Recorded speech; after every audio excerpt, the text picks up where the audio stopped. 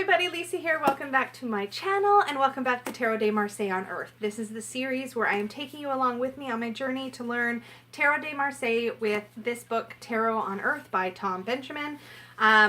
You probably know by now, because I mentioned it in last week's video, that I have actually completed all of the work here. I'm still filming these weekly videos so that you can travel along this journey with me at your own pace. So wherever you are in this journey, I ended up hitting a point where I just powered through what was left here because the most meat for me in this book really was in the section on the pips. I've gotten a lot of useful stuff out of the rest, but we're going to be talking about just what I assigned last week in this video, and then we're going to move through, pacing it out rather, so that you can follow along at whatever stage in this learning process that you are. You can move along when you're ready. So what I assigned in last week's video was the rest of chapter 6, which was activity 6.3 and activity 6.4, and then the interlude on intuition. So this was my favorite section in the courts, was activity 6.3, believe it or not, and that is because I did it with my family. But before I tell you that story, please take a moment and just think about, this probably sounds really hokey, but I would like you to think about what your experience was with lesson 6.3 and 6.4 and drop me a comment and let me know how that was for you, because this is definitely, once we hit the courts sort of in this book and we move away from the minors is when things started to get a little bit thicker in a way in my brain, a little bit less flowy. And I think a lot of that is because I have a tendency to read very intuitively with the tarot, except that when it comes to non-illustrated pips, I didn't know how to read that. So the pip section and the earthiness of it really made sense to me. But now that we've gotten into like figures and personalities in courts, I started to move more away from the methods talked about in this book and more sort of back to my tarot roots, I guess you could say. And you're given full permission to do that in this book. It's, you know, he's very clear in saying, if you already have a solid relationship with the courts, that's great. But there were some really useful things here that I really enjoyed, and activity 6.3 was definitely one of them. So if you'll remember, in the previous activity, we defined for ourselves what the pages, knights, queens, and kings in each suit, sort of what they meant to us, like how we personally defined them. And I definitely pulled a lot of that information from other work I've done with the courts in other systems like the Rider-Waite-Smith system and so forth, as well as the sort of fresh take I tried to bring to this particular exercise. Then in activity 6.3, we're asked to, for each court card, so the page, knight, queen, king of wands, and then of course cups and coins and swords, to pick a celebrity or an acquaintance or somebody we know in real life who we think sort of matches up with our definition based on this previous lesson. So I actually had a really good time with this because I was really stuck when I looked at this. I'm like, this just feels like work. I don't want to do it. And then I was in the living room with Peggy and our youngest man-child, Steve. And I just decided to start quizzing them. So I didn't tell them what court was what. I just read off a description of what, say, the Page of Wands was and said, can you think of a celebrity or anybody we know that embodies those characteristics? So it kind of quickly became this family activity. And we loosened up the rules a little bit on this. And this may help you if you were getting stuck. So what we did, I lick my finger when a page turn. It's just a thing I do. I'm sorry if that totally grosses anybody out. But what we did was we stretched the rules a bit. So instead of just celebrities, because none of us really follow celebrities that closely, we also opened it up to include any character from a TV show or a movie, fictional. So somebody that doesn't even really exist, but somebody that we think is a great match with that court card. And that made it really, really fun. I found it much easier to look at fictional characters than real people. And I think, and by real people, I mean people I know, with a couple of exceptions, I would say. Like, it was easy for me to look at myself or Peggy in the courts. But I also think that with fictional characters, we often see sort of exaggerated personality traits. Things that we can easily attribute to a court card, where in the courts, we see a very sort of exaggerated elemental representation of a person. In the sense that the Page of Wands, for example, you're very rarely going to meet a person in your life and go, I think, this is my opinion. You're going to be like, that person is a Page of Wands. You might think, I can see some Page of Wands in that person, But in my opinion, we embody most of the quartz in us all the time. It's just like what's coming to the surface or what is most present in this moment kind of energy is what I think. So working with fictional characters really opened it up and allowed me to think of people that embodied those more exaggerated or obvious characteristics of each court card. So I would, for example, flip back to this page 133 where I had all my definitions, and I would read off, okay guys, tell me somebody that nurtures with the truth, who also can use truth as a weapon in order to protect the ones that they love, who is like really analytical in the way that they approach things, maybe less emotional.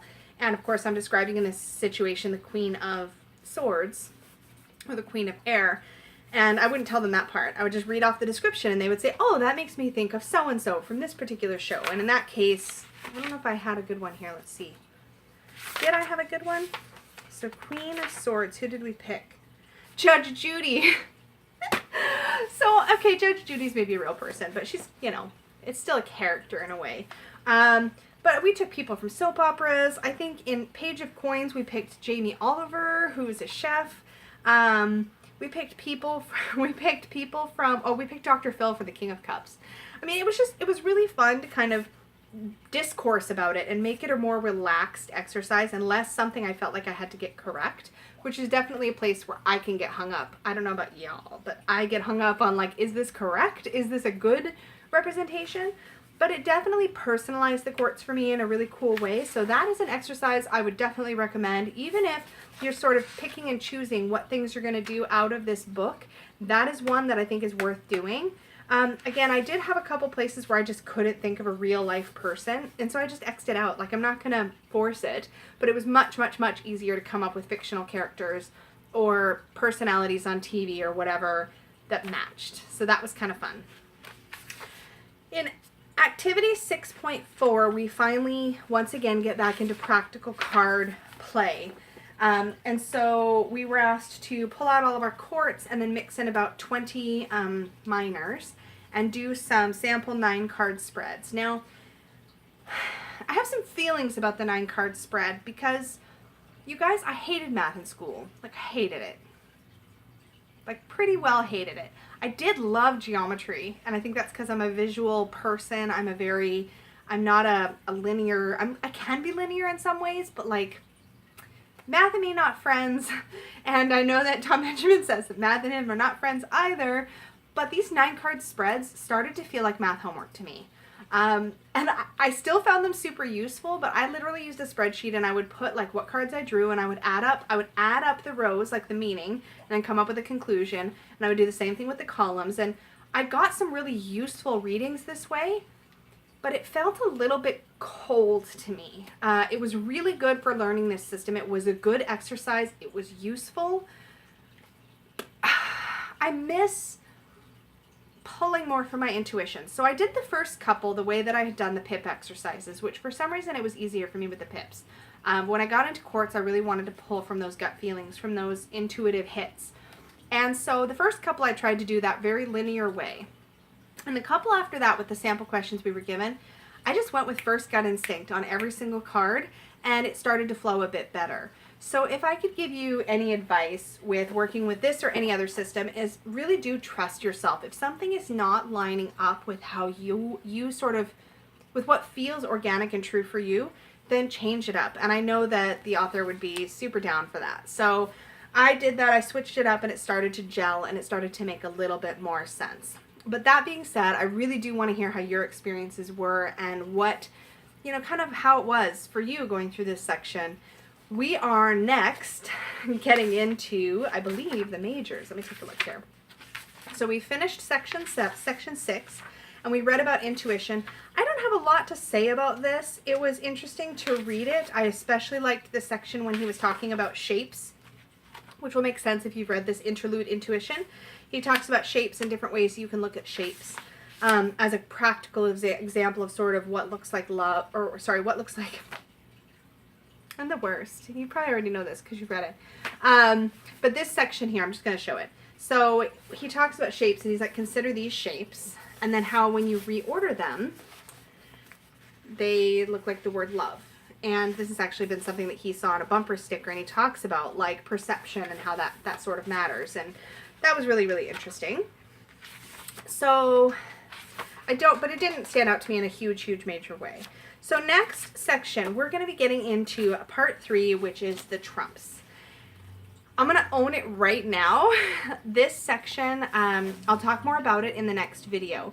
But as soon as I knew how I felt about moving away from the pips and into the quartz with this more earthy approach to tarot, and it did this book started to lose me a bit there, and I still got some really good useful stuff out of it. I'm kind of was going into the trumps rather with some similar concerns about that. So I will talk more about that next week. But this is what we're going to do. I do want you to go in with an open mind because there's some really useful things here, and he does get into some interesting things about history and sort of how his perspective on the trumps, which is really useful information so that you hear his perspective when you go into these exercises. But for this week, we're going to work through all of lesson 7. And I say this week lightly because I realize that by next week you might still be working through this section because there's some hefty exercises in there.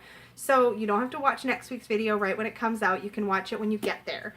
But work through lesson 7 and do what you need to do for that to work for you. It might be that you skip sections. It might be that you work through every little bit.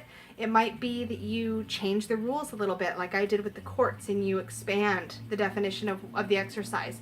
Any way you want to do it, but do at least read through it and work through it in a way that makes sense for you, and we will meet and talk about it in our next video. Thanks so much, y'all. Talk to you later. Bye.